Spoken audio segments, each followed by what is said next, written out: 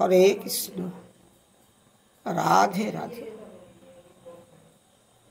শুধু কৃষ্ণ ভক্তগণ এবং আমার প্রাণের বহুর ভক্তগণ, সবাকার চরণে রইল আমার শত শত কোটি দণ্ডবত প্রণাম। এই আশ্বিন মাসের শুক্লপক্ষের যে একাদশী, সেই একাদশীর নাম কি আমাদেরকে জানতে হবে।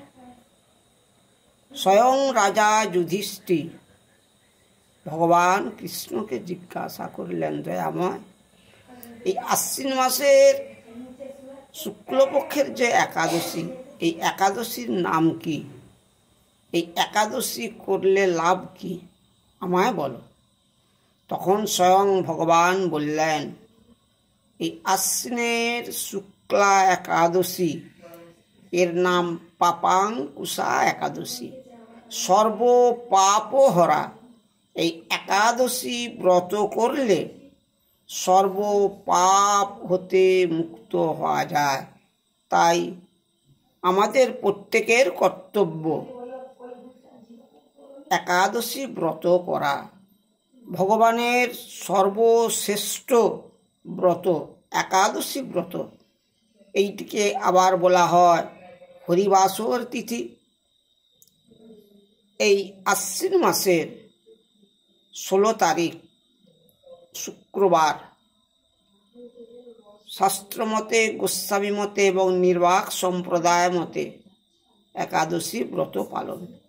পরের দিন 6টা 28-এর মধ্যে একাদশী করে তার পালন করতে হবে। বাবা, একাদশী করে একাদশীর পালন না করলে একাদশী ব্রতের ফল পাওয়া যায় না।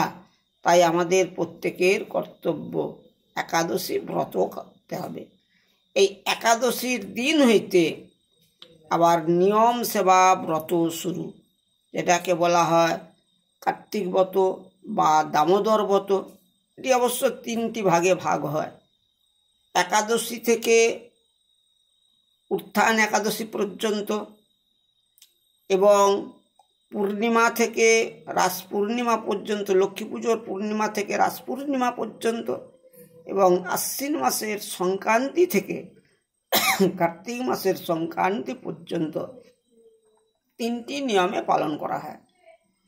তাই এই একাদশীর দিন থেকে উত্থান একাদশী পর্যন্ত আমাদেরকে নিয়ম করে সেবা করতে হয়। বাবা,